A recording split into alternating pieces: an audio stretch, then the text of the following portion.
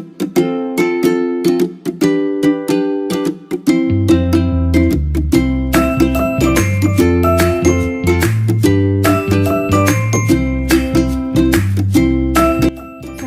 warahmatullahi wabarakatuh dan selamat pagi.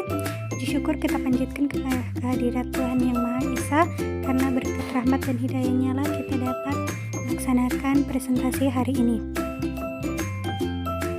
Baiklah, tanpa membuang banyak waktu, sebelumnya kami akan memperkenalkan dosen pengampu pada mata kuliah pengantar pendidikan kejuruan, yaitu Ibu Profesor Dr. Syakibet Salamdong MPD sebagai dosen pengampu dan Ibu Dr. Nahyana MPD sebagai dosen mitra. Anggota kelompok kami yang pertama saya sendiri yaitu Nur Fadlia Sabitin, dan teman kelompok saya yaitu Saudari Lilis. Baiklah, untuk pembahasan yang akan kami bahas pada materi kali ini yaitu pengertian pendidikan, yang kedua yaitu tujuan pendidikan, selanjutnya itu proses pendidikan, dan yang terakhir yaitu unsur-unsur dalam pendidikan. Baiklah, saya akan menjelaskan tentang pengertian pendidikan. Pengertian pendidikan adalah usaha untuk mewujudkan aktivitas pembelajaran yang dilakukan agar peserta didik dapat secara aktif belajar dan mengembangkan potensi dirinya menjadi lebih baik dari segi kecerdasan, pengetahuan, kepribadian, dan sebagainya. Dalam KBBI, Kamus Besar Bahasa Indonesia, kata pendidikan bermuara dari kata didik dan diberikan imbuhan pean. Oleh karena itu, kata ini memiliki arti, cara, atau perbuatan untuk mendidik. Secara definisi, pendidikan ialah proses pengubahan sikap dan tata laku seseorang atau kelompok orang dalam usaha mendewasakan manusia melalui upaya pengajaran dan pelatihan, proses, cara, perbuatan mendidik. Pengertian pendidikan juga memiliki definisi secara yuridis dalam Undang-Undang Nomor 20 Tahun 2003 tentang Sistem Pendidikan Nasional Sisdiknas, yang menyebutkan bahwa pendidikan adalah usaha sadar atau terencana untuk mewujudkan usaha belajar proses pembelajaran agar peserta didik secara aktif mengembangkan potensinya dirinya untuk memiliki kekuatan spiritual, keagamaan, pengendalian diri, kepribadian, kecerdasan, akhlak mulia, serta keterampilan yang dibutuhkan bagi dirinya, masyarakat, dan bangsa. Kemudian yang kedua yaitu tujuan pendidikan. Menjelaskan bahwa tujuan pendidikan adalah untuk membuat gambaran tentang nilai yang baik, luhur, pantas, benar, dan indah untuk kehidupan. Oleh karena itu, tujuan pendidikan memiliki dua fungsi. Yang pertama, memberikan arahan kepada segenap kegiatan pendidikan, dan kedua, sebagai sesuatu yang ingin dicapai oleh segenap kegiatan pendidikan. Tujuan pendidikan berdasarkan kebutuhan.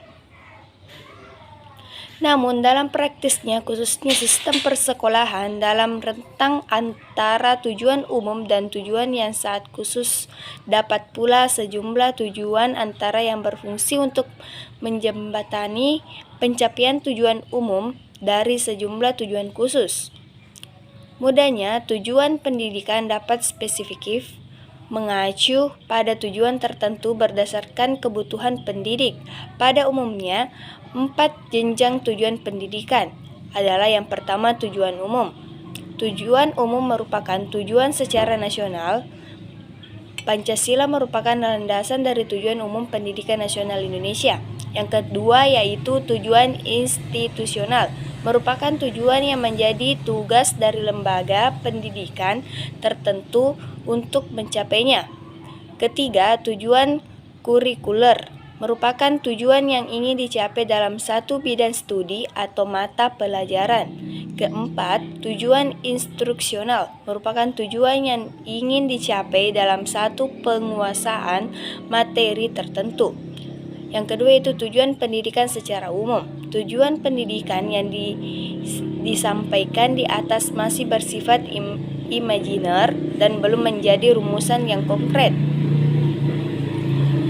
Melengkapi tujuan pendidikan menurut para ahli menjelaskan bahwa secara akademik pendidikan memiliki beberapa tujuan, yakni yang pertama mengoptimalkan potensi kognitif, efektif, psikomotor yang dimiliki oleh siswa. Kedua, memberikan nilai-nilai budaya yang dari generasi ke generasi untuk menghindari sebisa mungkin anak-anak tercabut dari akar budaya dan kehidupan berbangsa dan bernegara. Ketiga, mengembangkan daya adaptasibilitas siswa untuk menghadapi situasi masa depan yang terus berubah, baik intensitas maupun persyaratan yang diperlukan sejalan dengan kemajuan ilmu pengetahuan dan teknologi. Keempat, meningkatkan dan mengembangkan tanggung jawab moral siswa berupa kemampuan untuk membedakan mana yang benar dan masa yang salah dengan spirit atau keyakinan untuk memilih dan menegakkannya. Proses pendidikan merupakan kegiatan mobilisasi segenap komponen pendidikan oleh pendidik terarah kepada pencapaian tujuan pendidikan. Bagaimana proses pendidikan itu dilaksanakan sangat menentukan kualitas pencapaian tujuan pendidikan. Kualitas proses pendidikan menggejala pada dua segi, yaitu segi komponen dan kualitas pengelolanya. Kedua segi tersebut satu sama lainnya saling bergantung, walaupun komponen-komponennya cukup baik, seperti tersedianya sarana prasarana, serta biaya yang cukup. Jika tidak ditunjang dengan pengelolaan yang handal, maka pencapaian tujuan tidak akan tercapai secara optimal. Demikian pula bila pengelola baik tetapi dalam kondisi serta kekurangan akan mengakibatkan hasil yang tidak optimal.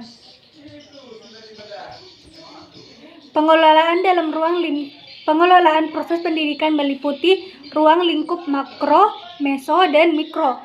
Pengelolaan proses dalam lingkup makro berupa kebijakan-kebijakan pemerintah yang lazimnya dituangkan dalam bentuk undang-undang pendidikan, peraturan pemerintah, SK Menteri, SK Dirjen, serta dokumen-dokumen pemerintahan tentang pendidikan tingkat nasional yang lain.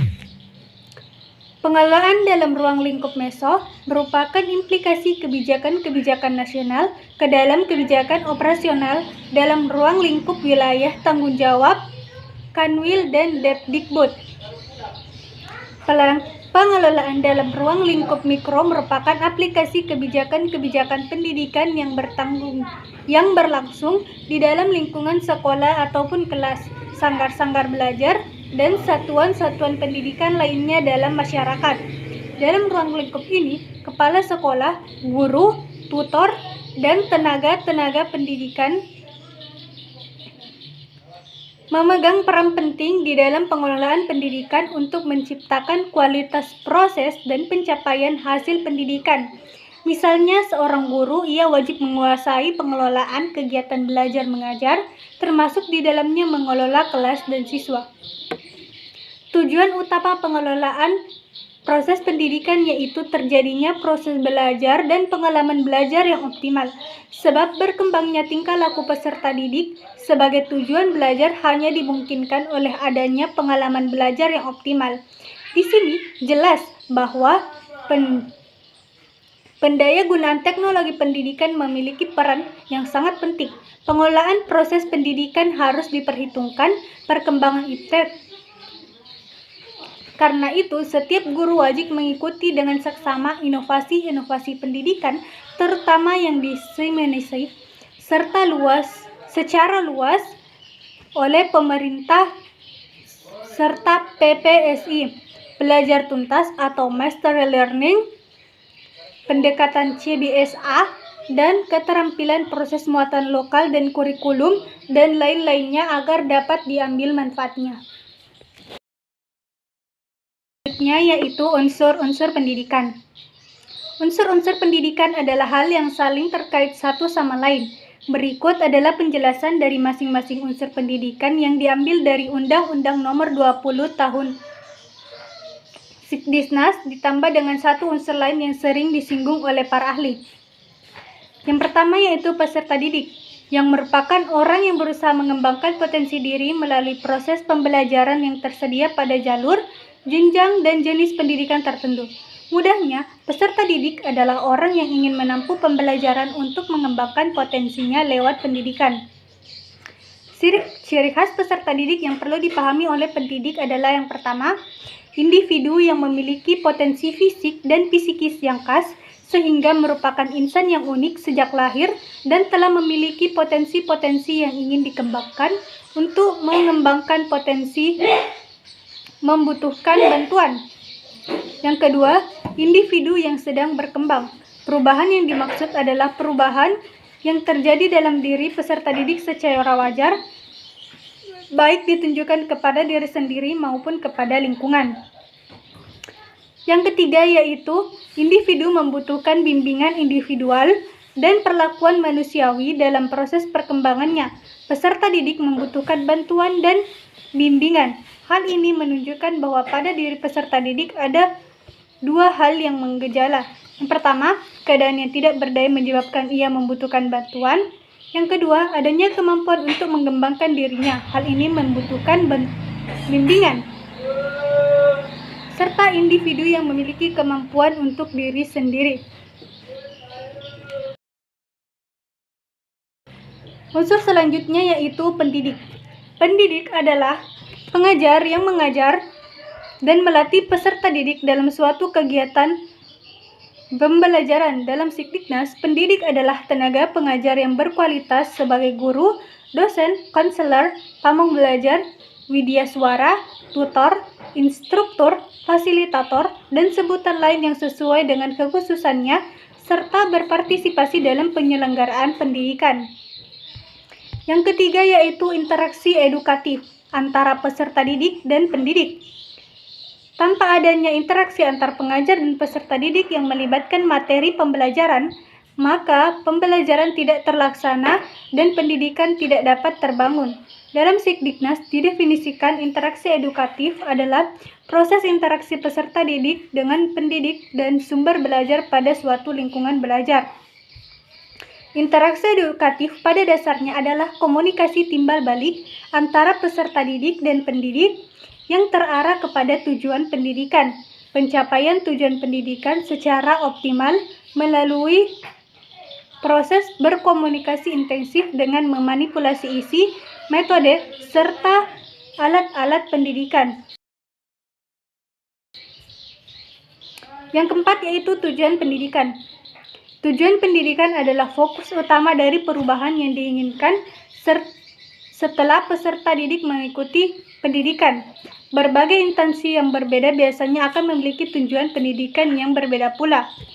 Namun secara umum dan secara yuridis tertuang dalam Undang-Undang Sikdiknas bahwa tujuan pendidikan adalah untuk berkembangnya potensi peserta didik agar menjadi manusia yang beriman dan bertakwa kepada Tuhan Yang Maha Esa, berakhlak mulia, serta berilmu, cakap, kreatif, mandiri, dan menjadi warga negara yang demokratis serta bertanggung jawab.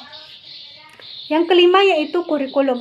Kurikulum adalah seperangkat rencana dan pengaturan mengenai tujuan, isi, dan bahan pelajaran, serta cara yang digunakan sebagai pedoman penyelenggaraan kegiatan pembelajaran untuk mencapai tujuan pendidikan tertentu. Kurikulum sebagai pedoman penyelenggaraan kegiatan pembelajaran memberikan makna bahwa di dalam suatu kurikulum terdapat panduan interaksi antara pendidik dan peserta didik untuk mencapai tujuan pendidikan yang lebih baik. Yang keenam yaitu isi pendidikan atau materi pendidikan. Merupakan materi-materi yang diajarkan dalam proses pembelajaran yang bertujuan agar peserta didik secara aktif mengembangkan potensi dirinya untuk memiliki kekuatan spiritual keagamaan, pengendalian diri, kepribadian, kecerdasan, akhlak mulia, serta keterampilan yang diperlukan dirinya, masyarakat, bangsa, dan negara ke arah yang lebih baik. Selanjutnya yaitu lingkungan pendidikan, merupakan tempat berinteraksi timbal balik sehingga kemampuannya dapat terus dikembangkan ke arah yang lebih baik. Lingkungan pendidikan sering dibutuhkan dengan tripusat pendidikannya, yaitu keluarga, sekolah, dan masyarakat. Pengertian lingkungan pendidikan pada hakikatnya merupakan sesuatu yang ada di luar dari individu. Para ahli membedakan jenis lingkungan pendidikan menjadi dua, yaitu yang pertama lingkungan alam adalah segala sesuatu yang ada di dunia ini yang berada di luar diri anak yang selain manusia seperti binatang, tumbuhan, iklim, air, gedung, rumah, dan sebagainya. Yang kedua yaitu lingkungan sosial, yaitu semua manusia yang berada di luar diri seseorang yang dapat mempengaruhi diri orang tersebut, baik secara langsung maupun secara tidak langsung. Sebagai contohnya yaitu teman kelas, tetangga, dan sebagainya. Sedangkan menurut tempat pelaksanaan pendidikan, lingkungan dibagi menjadi yang pertama yaitu keluarga. Lingkungan keluarga merupakan lingkungan yang pertama bagi anak-anak, karena lingkungan itulah mereka menerima pendidikan dan orang tua menjadi dasar pembentukan karakter dan kepribadian seorang anak. Yang kedua yaitu sekolah. Sekolah disebut lingkungan pendidikan anak yang kedua. Yang bertanggung jawab melaksanakan pendidikan di lembaga ini adalah guru. Peranan guru sangatlah penting dan dalam pencapaian tujuan pendidikan. Yang ketiga yaitu masyarakat. Proses pendidikan terjadi di luar sekolah dan keluarga. Pendidikan yang diberi biasanya tergantung pada lingkungan. Selanjutnya yaitu alat dan metode pendidikan. Alat yang dimaksud di sini adalah berbagai alat dan media pembelajaran yang dapat menyokong hingga mengembangkan lingkungan pembelajaran menjadi lebih kondusif dan efisien dalam pelaksanaannya. Alat dapat sesederhana spidol dan papan tulis, proyektor untuk menampilkan media pembelajaran, slideshow presentasi, hingga ke media pembelajaran berbasis TIK. Sementara itu, metode adalah kerangka kerja atau langkah-langkah yang disiapkan untuk menyajikan pendidikan agar lebih efektif dan efisien dalam tujuan tertentu. Misalnya, metode ceramah dapat digunakan untuk mengajarkan pembelajaran teori, praktikum dapat diterapkan pada kegiatan pendidikan atau keterampilan atau keahlian.